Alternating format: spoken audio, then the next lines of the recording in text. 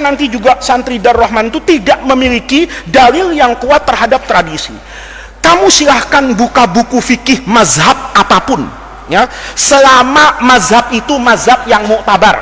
Kalau ada ketemu fikih, buku fikih karangan Imam Muhammad Faiz, buang itu.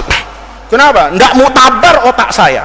Tapi kalau karangan itu intisab kepada mazhabnya Imam Abu Hanifah, mazhabnya Imam Malik, mazhabnya Imam Syafi'i, mazhabnya Imam Ahmad, misalnya kamu belajar lagi ada mazhabnya Imam Auza'i misalnya, ada mazhabnya Lais bin Sa'ad misalnya, ada mazhabnya Imam Abu Thawr misalnya, ketemu semua itunya, kamu baca deh. Nggak ada terawih tidak 20 rakaat tuh nggak ada. Tuh di rumah Pak Kiai, ambil buku fikih yang paling gede dari setiap mazhab, ya, dari setiap mazhab. Mazhab Imam Abu Hanifah itu ada 2 kitab yang terkenal, namanya Al-Mabsut, punya Samsul A'immah As-Sarakhsi, itu ada 12 jilid mungkin. Itu mazhabnya Imam Abu Hanifah. Ada yang lebih enak lagi, Bada'i'us Sana'i fi Tartibis Syara'i, karya Imam Al-Kasai itu, ya, itu kira-kira 8 jilid. Itu mazhab Hanafi. Pindah ke mazhab Maliki, ada kitab namanya Al-Istizkar, itu 32 jilid tuh syarahnya Muwatta itu, ya, ada di rumah Pak Kiai. Ada kitab Mawahibul, semuanya mazhab Maliki. Mazhab Syafi'i ada Majmu' itu, yang paling besar lah, karangannya Imam Nawawi. Mazhab Imam Ahmad bin Hambal ada namanya kitab Al-Mughni, punya Ibnu Qudamah, itu fikih yang luar biasa, dibacanya enak, cetakannya bagus, 15 jilid, ada di rumah Pak Kiai. Itu ulama-ulama semuanya ketika mengatakan qiyamu Ramadan itu adalah isyruna rakaatan. Jangan orang sekarang bilang itu nggak ada dalil hadisnya. Apa Imam Nawawi yang saya cerita hebat kayak gitu itu lebih bodoh dari profesor sekarang, lebih bodoh dari dokter sekarang, lebih bodoh dari ustadz yang cuman belajar di Saudi 3 tahun 4 tahun itu. Ini supaya kita itu dalam beragama itu rendah hati gitu loh. Orang yang sedemikian alim itu mengatakan tarawih itu 20 rakaat. Sekarang banyak orang mengatakan tarawih 20 rakaat itu bid'ah. Karena dulu Nabi, ini kan nggak tahu dia, bilangan tarawih itu tidak pernah ditentukan oleh Rasulullah. Kalau bilangan tarawih itu ditentukan oleh Nabi, tarawih itu nggak boleh hanya pas bandrol segini. Umar nggak mungkin nambahin. Satu. Yang lebih hebat lagi, mazhabnya Imam Malik itu ngambil fikihnya khalifah yang terkenal Umar bin Abdul Aziz. Umar bin Abdul Aziz tarawihnya berapa rakaat? 36. Dipraktekkan di sini, imamnya keluar masjid dibunuh orang itu. Kenapa? Kenapa? Lama. Coba lihat. Kamu buka fikih itu. Apa logikanya? Dulu semua itu sepakat tarawih itu 20 fikih itu. Tiba-tiba pada masa Khalifah Umar bin Abdul Aziz, ya, orang-orang di Mekah itu kalau tarawih sudah dapat 4 rakaat, 2 nih, tarawih itu 2 karena hadis Nabi itu sholatul laili masna. Di Mekah itu dulu, bukan sekarang, kalau sudah sholat 4 rakaat, 2 salam, tawaf dia 7 kali depan Ka'bah nih, tawaf. Nanti selesai 7 kali, sholat lagi nih 2, habis itu tawaf lagi sampai 20 rakaat. Berarti ada berapa ini? Ada kira-kira 4 tawaf. Ada 4 tawaf. Kata mereka, yang di Madinah kita kalah pahala sama orang Mekah nih. Terawihnya sama-sama 20, tetapi mereka setiap 4 rakaat menambahkan 7 kali apa ini? Tawaf. Kata orang di Madinah, kalau gitu kita juga begitu. Setiap 4 rakaat tambah 4 rakaat lagi. Kok kamu kan logikanya kepengennya diskon, ya kan? Atas nama corona, Ustadz, jangan lama-lama di masjid, ya kan? Kalau begitu kita tarawihnya balik berapa ini? 11 misalnya. Enggak. Karena dia setiap 4 itu, 4 kali 4 16, 20 tambah 16 jadi 36 rakaat. Itu enggak ada satu pun di dunia ulama yang muktabar, kecuali setelah adanya pemerintah Saudi dengan Wahabinya itu, yang mengatakan bahwa ini pekerjaan adalah bid'ah. Nggak ada. Buka buku fikih. Pertanyaannya, apa buku fikih yang jutaan lembar itu kemudian tidak tahu hadis kullu bid'atin dolalah wa kullu dolalatin? Tunggu dulu, jangan mudah memvonis. Ya, ini saya kasih contoh dulu, besok kita lanjutkan kapan-kapan. Tarhim subuh, ada tarhimnya enggak? Enak itu sekarang kalau imsak tuh, siapa yang baca? Yang baca siapa? Hah? Komputer pasti itu, karena suaranya enak. Tapi saya lihat rekaman loh, rekamannya Ustadz Bisri di Liliang itu, ya, kayaknya ada di Instagram atau di YouTube-nya Darrohman Liliang itu. Ustadz Bisri, tahu Ustadz Bisri nggak? Itu baca tarhimnya enak loh itu, ya. Coba-cobalah sekalian produk lokal diambil YouTube Darrohman 2, itu ada tarhiman. Saya dengar kemarin. Saya pikir siapa nih, dia sambil berdiri gitu kayak imam di Mesir gitu ya, ada ininya pakai rapi gitu, dia baca itu. Nah, tarhim itu orang bilang bid'ah, itu kan juga nggak ngerti spirit agama. Dulu zaman Rasulullah setiap waktu azannya cuma sekali, zuhur ya sekali azan, ya pas masuk waktu, asar ya begitu, maghrib begitu, kecuali apa ini, subuh ada azannya Sayyidina Bilal, ada azannya Sayyidina Abdullah ibni Ummi Maktum. Nah ini juga harus ngerti, Nabi kalau Bilal azan, kata Nabi fakulu washrabu, makan minum. Ini disalahpahami sama orang sekarang, ya kan? Kata mereka, kalau saya sedang sahur masih makan belum selesai, terdengar azan, selesaikan sahurnya, karena Nabi bilang idza adzanal muadzinu wal ina'u fi yadi ahadikum fakulu washrabu. Nih kalau ngaji nggak pakai ustadz begini nih, kalau ngaji pakai terjemahan ini begini. Kalau di pesantren Gunung Agung, pesantren apa itu Gramedia, dia beli buku, baca terjemah, berfatwa sesat. Waktu maksud Nabi azanal muazzin itu bukan azan subuh, azannya Bilal.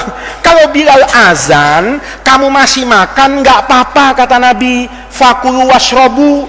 Tapi nanti kalau sudah ada Ibnu Ummi Maktum, sebelum Ummi Maktum azan cepat berhenti. Nanti kita jelasin logikanya imsak itu. Nah, itu namanya apa itu? Memahami agama. Oh, berarti Bilal waktu azan itu bukan azan bil makna syar'i.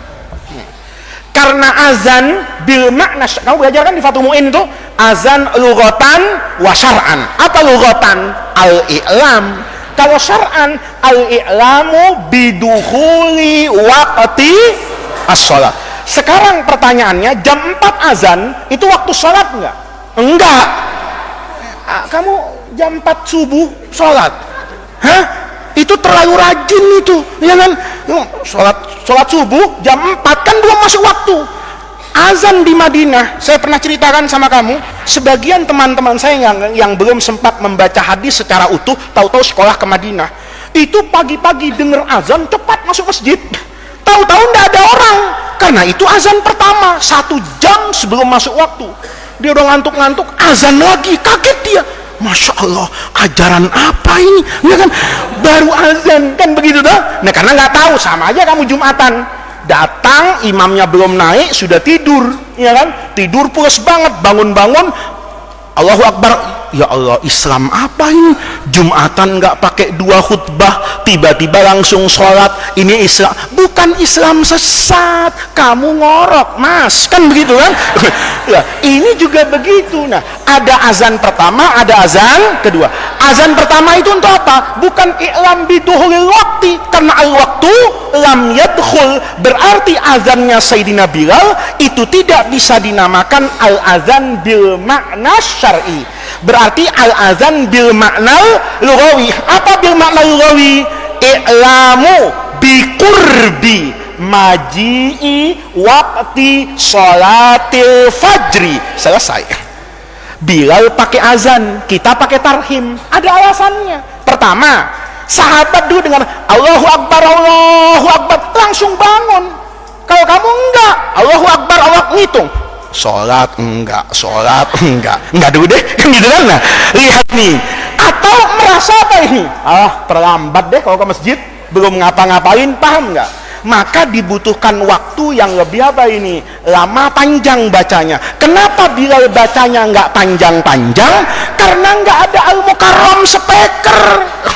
Kalau Bilal suruh tarhiman setiap subuh 1 jam tiap hari, 10 hari pensiun dia. Kenapa? Tenggorokannya putus. Kenapa? Dia baca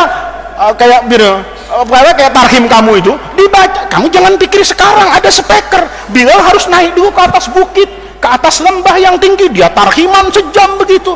Itu keluar segala-galanya, keringetnya keluar, darahnya keluar, jantungnya keluar. Kenapa? 1 jam teriak-teriak. Paham nggak maksud saya? Beliau mencukupkan dengan azan sebagai tambih. Karena itu sebatas i'lam bil makna lughawi, bukan bil makna syar'i. Maka tarhim juga hukumnya apa ini? Boleh. Pakai ayat apa? Wasta'inu.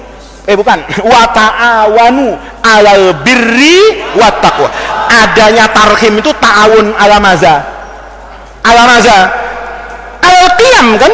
Nah, ketika seperti itu hukumnya menjadi apa ini? Boleh, ya. Ini sampai sini dulu, ya.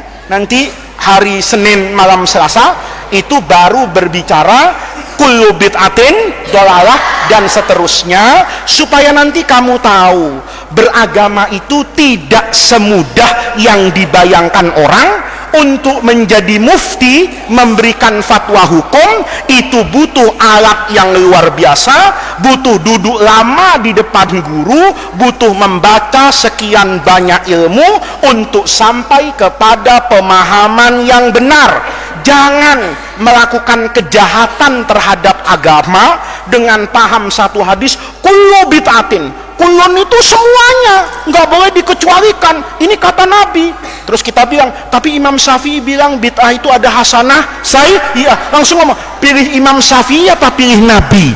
Itu kejahatan kalau menurut saya. Besok nanti kita jelaskan kejahatan-kejahatan sehingga orang itu tidak lagi arif dan bijaksana dalam berdalil dan memahami ubudiyah dan ibadah yang biasa kita lakukan. Nanti kita lanjutkan hari Senin. Kelas 6 pulangnya hari apa ya? Boleh? Kelas 6 pulangnya besok, masuknya malam lebaran.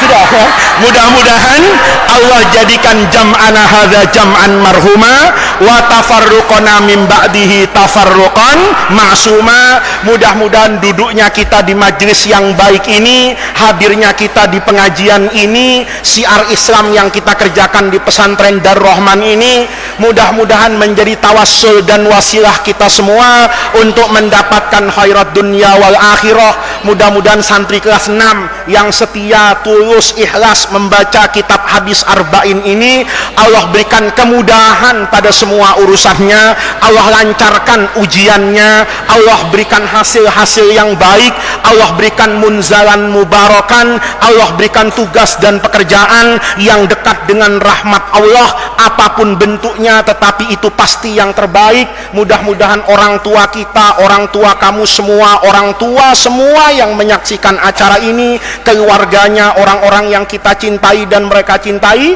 semuanya diberikan rahmat, taufik dan hidayah oleh Allah Subhanahu wa taala. Semoga Allah akan senantiasa membersamai kita melewati jalan panjang ini untuk sampai kepada ridho Allah Subhanahu wa taala. Mudah-mudahan segala kesulitan, segala mara bahaya, segala pandemi penyakit itu segera berakhir dan diangkat dari seluruh bumi ini, sehingga kita bisa sekolah, kita bisa mengaji, kita bisa beraktivitas sosial keagamaan ini dengan lebih baik dan lebih tenang. Rabbana atina min ladunka rahmah wa hayyi lana min amrina rasyada. Allahumma la tahrimna khaira ma indaka li syarri ma indana. Kurang lebihnya saya mohon maaf. Assalamualaikum warahmatullahi wabarakatuh.